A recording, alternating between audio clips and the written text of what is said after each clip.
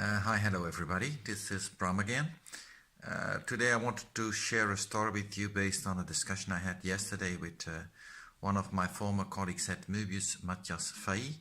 Matthias is specialized in sustainability, and we had an interesting discussion on how the sustainability interferes with the supply chain triangle.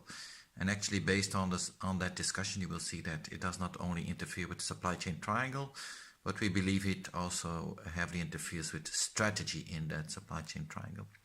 So the discussion was about a product leader where Matthias was going to organize a workshop around sustainability, and they were primarily looking at how to shift more cargo from air freight to sea freight in a bid to reduce CO2. And first of all, the issue they had was that they feared that this was going to increase the inventory, and where it's clear that longer lead times will impact the inventory required. My biggest concern was not necessarily the inventory, but it was more the strategy, because knowing that the company is a product leader, we know that their agility, their adaptability, their flexibility, to use SCORE terminology, that's really one of the crucial parameters for them, supply chain parameters, to be competitive in the market. And it's clear that slower transportation modes like sea freight are directly conflicting with those strategic priorities from a supply chain perspective. So it also became clear when Matthias, named the parameters that had been mentioned in the discussion with the supply chain people, like, okay, we are looking for high volumes, preferably a low value density, because that's then cheaper to put it on the boat from an inventory perspective.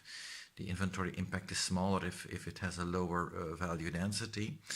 And that again confirms that this is conflicting with the product leadership position, right? If you are a product leader, you will not have a lot of high volume, low value density products. And in the discussion, I said to Matthias, well, you will probably also need to add the number of engineering changes, because if it is a product which has a lot of engineering changes, then putting it on the boat will only delay the time to market, and that's again conflicting. So you would also need to look for products where there is not a lot of engineering changes. And adding that to the criteria really makes clear that using slower transportation modes is probably not the way to go for a product leader. So what could then be the way to go? Well, we believe that if you look at what are the primary value drivers, it's about product innovation. That's probably where we want to dominate in the market. And to be able to innovate in the market, we will need agility, we will need adaptability. Also, for instance, because we don't know what markets are going to do, how they are going to react to new products, so we need to be very reactive.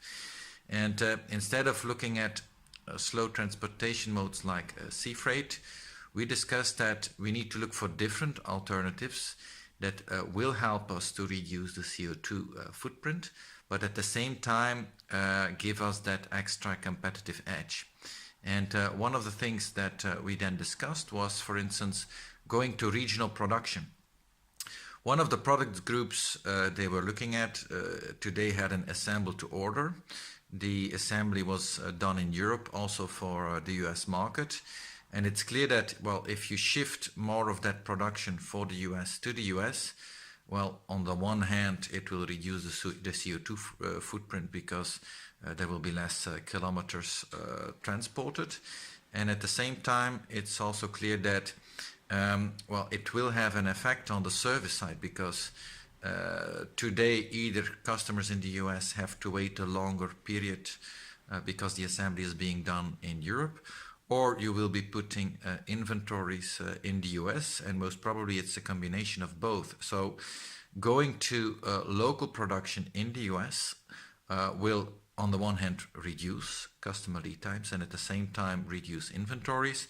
And most probably the assemble to order in the US will also allow you to offer a broader product portfolio to your customers, and that's probably supporting you in your key value drivers in the market. These are things on which you want to differentiate. So instead of looking at sustainability and CO2 footprint only from a supply chain perspective and trying to cut costs, I think it makes most sense that you look for things where you support the strategic drivers of your business.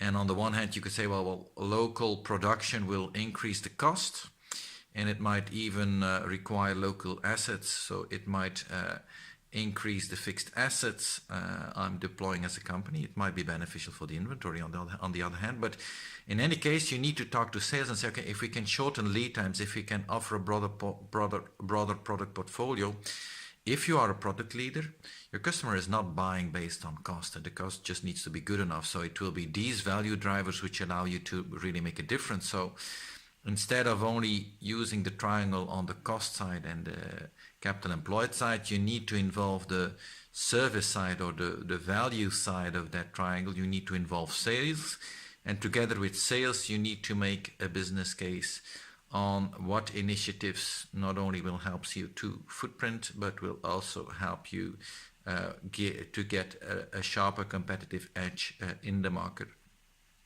And you probably can benefit twice, because on the one hand, if you get a shorter lead time and you have a broader product portfolio, and you can also state to customers that you are investing in sustainability and that you are drastically reducing your CO2 footprint, it will even give a green edge to that product leadership positioning you have in that market. So in general, when looking at sustainability and the combination with the triangle, don't look at sustainability from a cost-only perspective or a cost and capital employed perspective.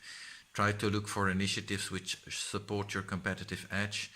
Only if your positioning is operational excellence, you will have big volumes, low value densities without a lot of changes. So only for the operational excellence player, sea freight will be, let us say, a good option, a strategically reinforcing option, because it also lowers the cost. For any other strategies, you might need to look for alternatives that do reduce CO2 footprint, but at the same time also reinforce your strategic positioning.